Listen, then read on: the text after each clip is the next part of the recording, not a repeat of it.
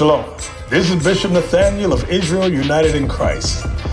I want to start off by saying thank you to all of our Booster Club members for your many donations and much more, your prayers. We visited faraway countries and strange lands. We've even spoken to dignitaries and were detained for spreading the glorious gospel in Cuba. The truth is that the descendants of the 12 tribes of Israel were scattered throughout the world. Help us on our journey as we continue to raise up the nation of Israel. 12 tribes worldwide. Join or donate today. Shalom.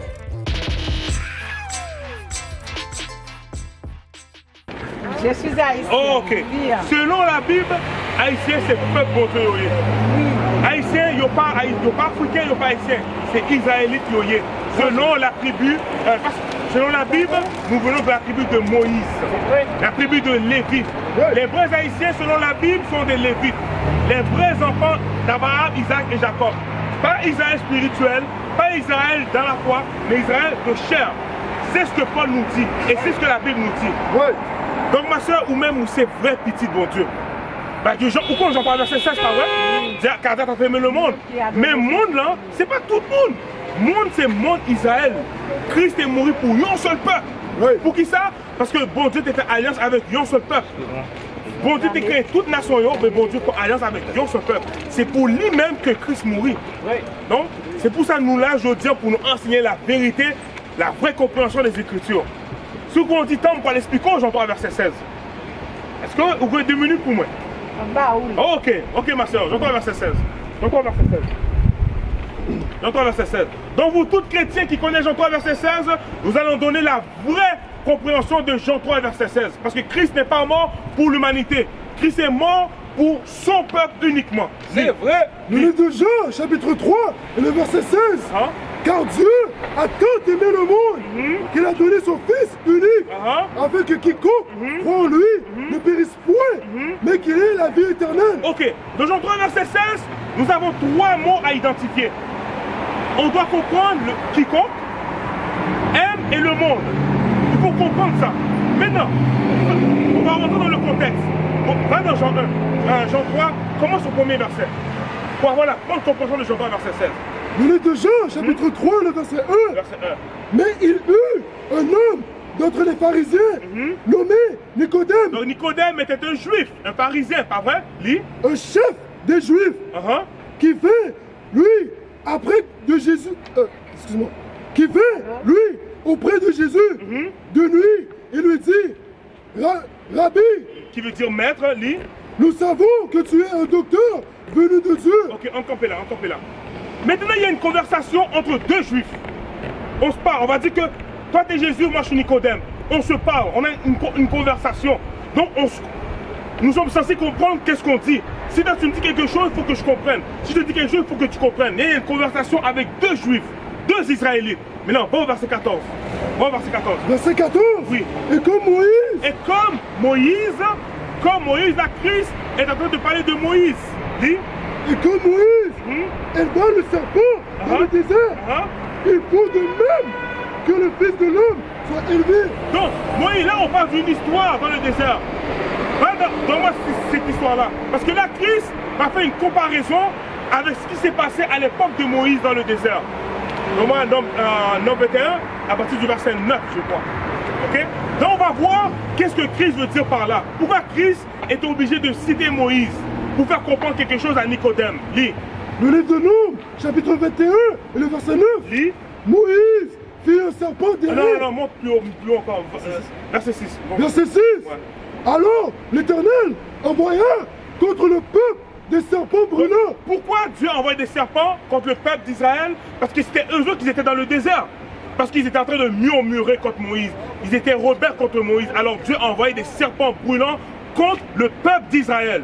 Pas contre les autres, contre le peuple d'Israël. Là, il faut comprendre ça. Lui, continue. Ils mordirent le peuple et il mourut beaucoup de gens en Israël. Donc, les serpents ont mordu le peuple. Il y a eu beaucoup de morts en Israël. Et on parle du peuple d'Israël. Continue. Verset 7. Le peuple vint à Moïse et dit, nous avons péché, car nous avons parlé contre l'Éternel et contre toi. Prie l'Éternel afin qu'il éloigne de nous cette serpent, Moïse pria pour le peuple. Pour qui Moïse a prié? Pour le peuple. Pour le peuple d'Israël. Continue. L'Éternel dit à Moïse, fais-toi un serpent brûlant. Fais-toi un serpent brûlant comme le signe des ambulanciers. Continue. Et place-le sur une perche. Quiconque aura été mordu. Tu vois, quiconque, le mot quiconque qui aurait été mordu par les serpents, lit, et le regardera. Et qui regardera le serpent que Moïse a élevé, on se rappelle de ça, lit, conservera sa vie. Donc vous allez avoir la vie, vous allez conserver votre vie. Maintenant ça dit quiconque, mais le quiconque dans ce contexte-là, c'est pour Israël. Parce que c'est Israël qui ont été mordus. Donc quiconque du peuple d'Israël qui a été mordu, qui regarde le serpent élevé, sera sauvé. Donc voilà pourquoi Christ a fait cette comparaison-là. Maintenant, on retourne dans Jean 3, verset 14. Le livre de Jean, chapitre 3, le verset 14. Et comme Moïse, de même que Moïse a élevé le serpent devant le peuple d'Israël, et comme Moïse éleva le serpent dans le désert, il faut de même, pareillement, que le Fils de l'homme qui est Christ, soit élevé devant qui? Le peuple d'Israël, afin que quiconque qui parmi le peuple d'Israël croit en lui, croit en Christ, et la vie éternelle. Continue, c'est pas encore fini. Lis. Car Dieu a tant aimé le monde. Il n'y a aucun passage dans la Bible que vous allez entendre que Dieu aime les Égyptiens. Aucun passage dans la Bible que vous allez voir que Dieu aime les Édomites. Aucun passage dans la Bible que Dieu aime les Philistins. Quel peuple que Dieu a toujours aimé? Deux rois. La Queen Sheba. Donne-moi ça. J'aime celui-là. Okay? On va aller voir que le peuple a toujours aimé. Parce que c'est au passé. C'est au passé. Dieu a toujours aimé un peuple. Le livre de un roi, chapitre 6, verset 8. Ouais, écoutez. Heureux des jours. Là maintenant, c'est la reine Sheba. Qui est la reine Sheba? C'est une Éthiopienne qui était venue rendre gloire à Salomon. Regardez qu'est-ce qu'elle a dit. Parce que les Éthiopiens ne sont pas le peuple de Dieu. Mais Salomon est un Israélite. Lis. Heureux tes gens, heureux tes serviteurs qui sont continuellement devant toi. Là, c'est la reine Sheba qui parle à Salomon. Continue. Qui entendent ta sagesse. Béni soit l'Éternel. Béni soit l'Éternel. Ton Dieu. Vous voyez? Béni soit l'Éternel. Ton Dieu, Salomon. On va dire, vous êtes Salomon, moi je suis la reine Sheba. Je suis en train de dire, béni soit l'Éternel, ton Dieu, parce qu'elle a son Dieu à elle. Parce que toutes les nations, ils ont leur propre Dieu. Donc la reine Sheba dit, ton Dieu, lit, qui t'a accordé la faveur de te placer sur le trône d'Israël. Continue. C'est parce que l'Éternel aime à toujours Israël. Non, Dieu aime toutes les nations.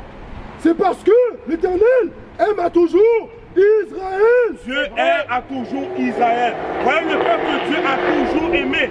On va aller voir un autre passage, Deutéronome 7, 6. On va aller voir un autre passage. Je suis prêt à gager avec tout le monde. Vous n'allez pas trouver un seul verset que Dieu aime les autres nations. Non. Lis. Le livre de Deutéronome, chapitre 7, le verset 6. Le verset 6. Car tu es un peuple saint. Là, c'est Dieu qui parle aux enfants d'Israël. Lis. Pour l'Éternel, ton Dieu. L'Éternel, ton Dieu, t'a choisi pour que tu fusses un peuple qui lui appartient. Continue. Entre tous les peuples qui sont sur la face de la terre.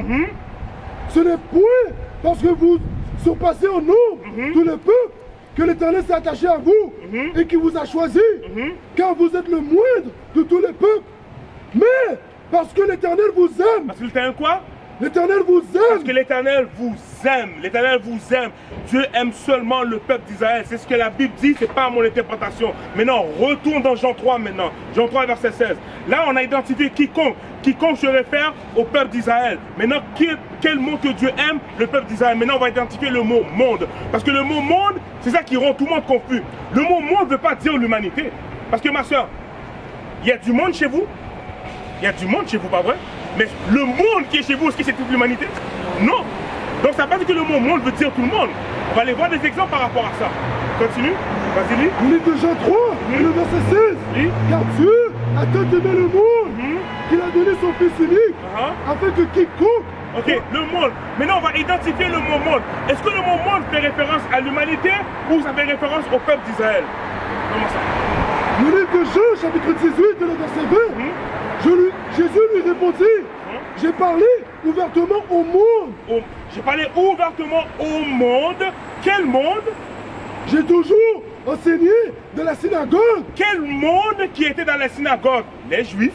Oui. Et dans le temple. Quel monde qui était dans le temple? Les Juifs. Où tous les Juifs s'assemblent. Voilà, Christ vient de le dire, quel monde? Tous les Juifs s'assemblent. On va voir un autre exemple. Est-ce que le mot monde veut dire tout le monde ou est-ce que le mot monde veut dire peut-être un certain groupe de personnes? Lui, 10, article verset 10. Ouais. Le livre de Marc, chapitre 2, le verset 10. Or, afin que vous sachiez que le Fils de l'homme a sur la terre le pouvoir de pardonner les péchés, je te leur donne. Parce que là, Dieu, Christ est en train de parler à quelqu'un qui était malade. Là, il dit, je te leur donne, continue. Je te leur donne, dit-il, au paralytique. Lève-toi. Lève-toi. Prends ton lit. Prends ton lit. Et va dans ta maison. Et va dans ta maison. Continue. Et à l'instant, il se leva, prit son lit, et sortit en présence de tout le monde. Relis cette phrase-là. Et à l'instant, il se leva, prit son lit, et sortit en présence de tout le monde. Non, il a pris son lit, se leva et sorti en présence de tout le monde. Mais cette présence-là, c'est qui? Est-ce que c'est l'humanité? Non, c'est le monde des Juifs comme par exemple ici, il y a du monde ici. Je suis en présence de ce monde qui est ici exactement. Mais je ne suis pas en présence du monde dans les autres pays. Vous comprenez? Donc le mot monde ne fait pas référence à tout le monde, ça fait référence à Israël. Et tous les prophètes ont toujours prophétisé que Christ devait mourir pour le peuple d'Israël. Donc le mot monde fait référence à Israël. Maintenant je vais vous lire, continue, retourne dans Jean 3 verset 16, pour avoir la bonne compréhension maintenant. Le livre de Jean, chapitre 3, et le verset 16.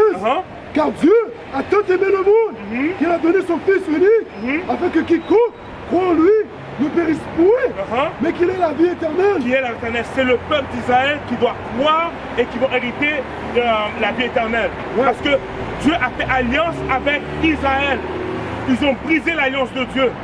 Donc Dieu part avec pour leur faire grâce, il a envoyé son Fils mourir pour ce monde-là. C'est aussi simple à comprendre, ma soeur. We used to scream black power while Heron was pushed. But at the end of the day, nothing's in vain.